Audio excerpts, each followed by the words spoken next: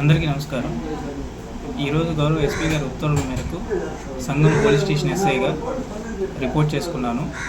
సంగం మండలంలో ప్రజలకి ఎటువంటి ఇబ్బందులు ఉన్నా వారికి 24 గంటలు అందుబాటులో ఉంటాను. ఖచ్చితంగా పోలీస్ స్టేషన్కి వచ్చి సంప్రదించాల్సిందిగా కోరుతున్నాను. ఏదైనా సమస్య వచ్చినప్పుడు ఎటువంటి అసాంఘిక కార్యకలాపాలు కానీ అవాంఛనీయ సంఘటనలు కానీ జరగకుండా ప్రజలు అప్రమత్తంగా ఉండాలి.